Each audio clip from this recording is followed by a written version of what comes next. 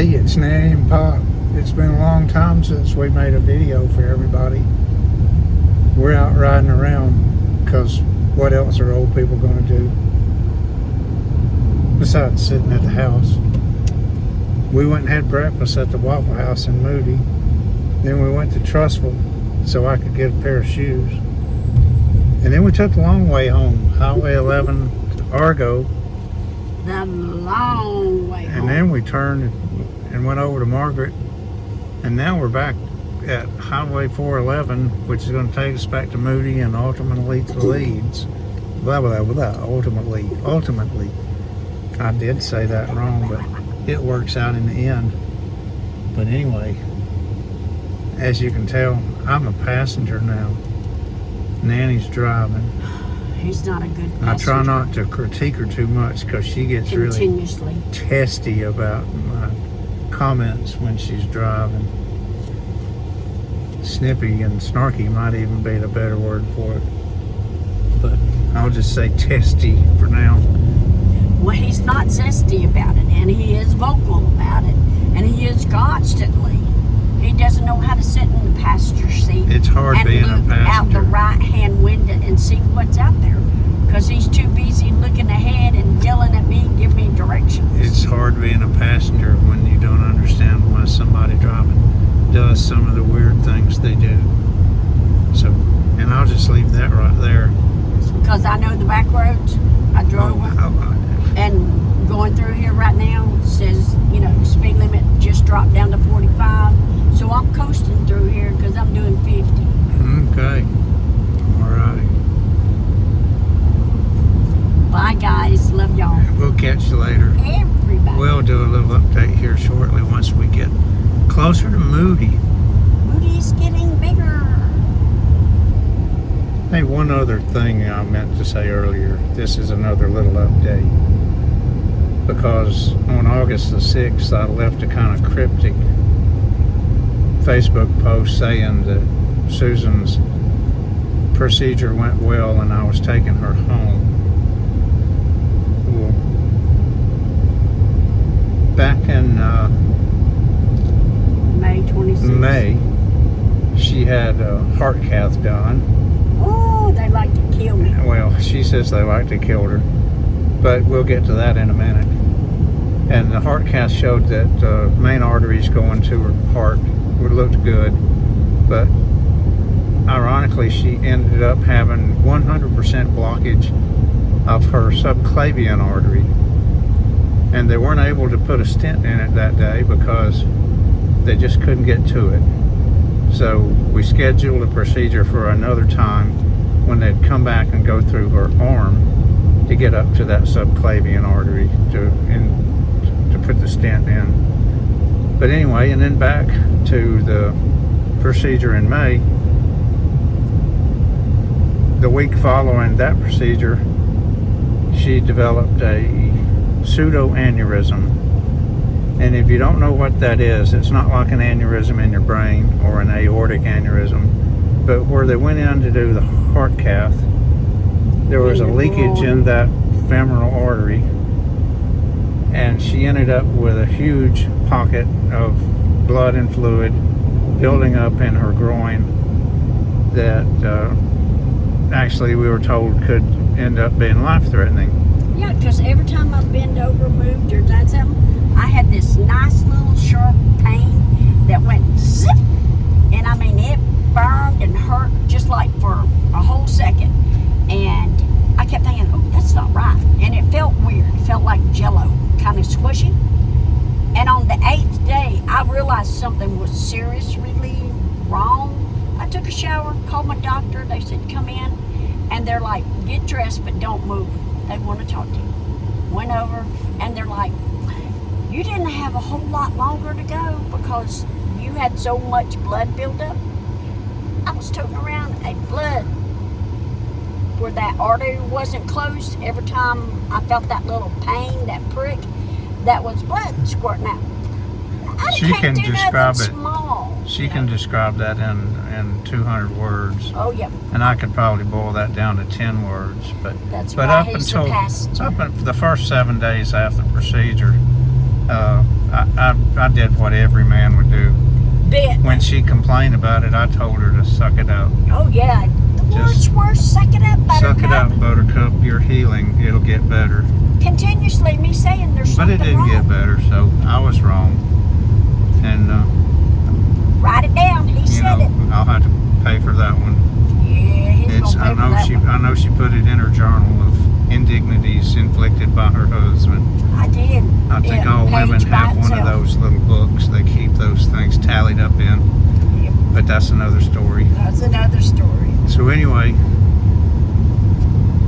there are two methods they use to correct a pseudoaneurysm.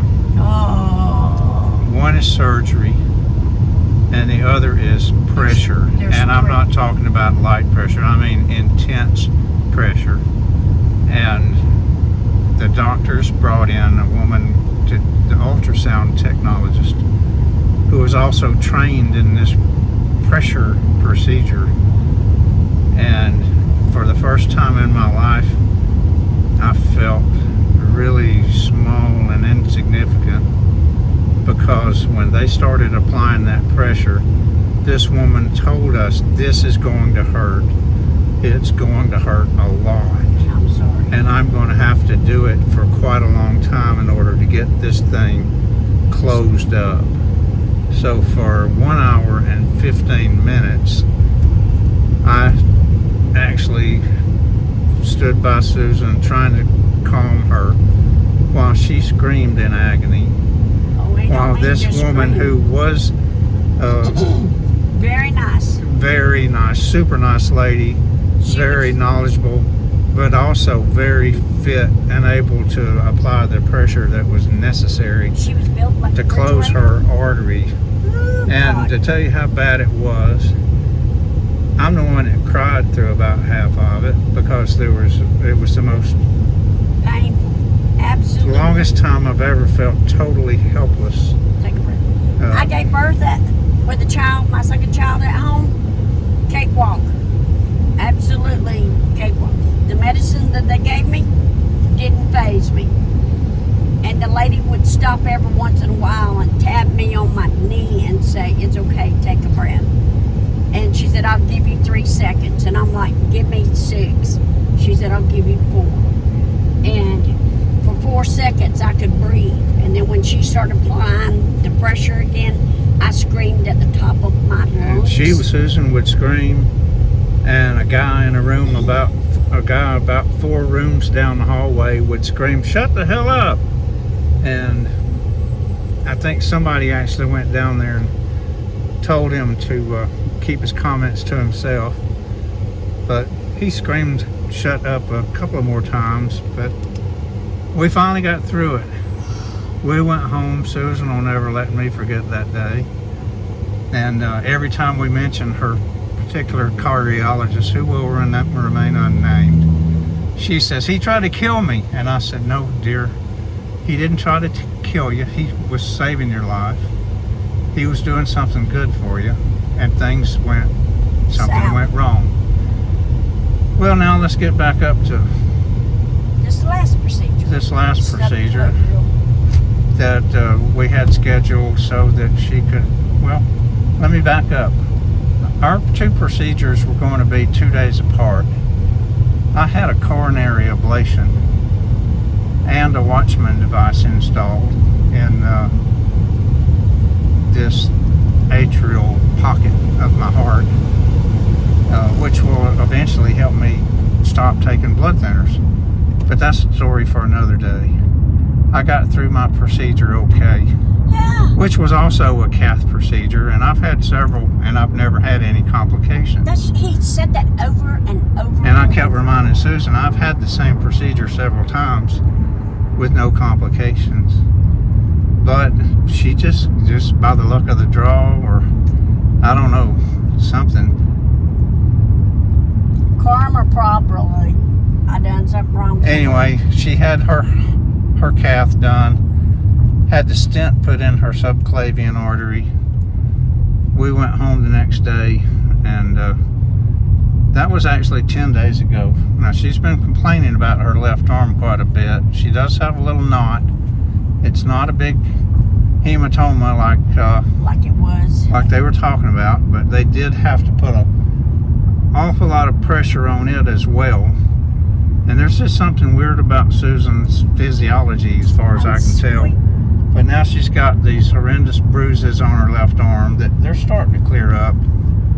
But anyway, she's back to being her snippy self. And I'm close. because of my vision problems, I don't drive as much as I used to. I have good days and bad days. Bright So sunshine. she's the driver, I'm the passenger. And I stress that I'm the passenger because I used to be the navigator, but Lord help me if I open my mouth and tell her where to turn or ask her why she did something or whatever. That's not the problem. I'd lose part of my head. The driving speed. I'd be a headless body sitting over here. And besides the driving speed, he wants to tell me I'm too close to the middle lane, I'm too close to the edge of the road, I'm too close to the bumper in front of me. She just I'm does weird get things. Hit from the back end because those people are driving on my back end like that. Okay, folks, would you actually slow down to 25 miles an hour on Highway 411? It said the during speed limit rush was hour. 25. See? Not on Highway 411. We're not talking about today. I was doing 55. I'm talking Speed about limit was another 50. entirely different time, but anyway, Don't make me it's stop in the timelines. road. Guess what? We're back in Leeds already. We've talked ourselves all the way back to Leeds, See, I'm not the only one in this family that can yak. and now we've turned on Palmer Drive, Palmer Lane, Palmer Avenue. I guess it's Palmer Drive, and we'll be home in a few minutes, and then we'll go in and just enjoy sitting and being old people, biding our time. No, we're not. I'm going back to the store. I'm going to go make a U-turn down here on the other side of Miss Palmer's I forgot. house. You know, I got to stop at the store. I forgot. We do have to go back to the store for ice cream. I'm sure that was not on the list, but I just put it there He likes to because have. everybody has to have ice cream. And see, if we were in Chattanooga, I'd probably have to get the the great grands and take them and get some ice cream. Oh, yeah. Because I bet they'd like that too. All three girls So will anyway, be screaming, ice cream, ice Ariana, Naomi, and Adeline, we got to eat ice cream when we come up next weekend. cream. Yep, Y'all it'll be keep that Addie's in mind. birthday. So we'll see y'all then, and We love you. we'll talk to you later. Till the next time. Bye, kiddos.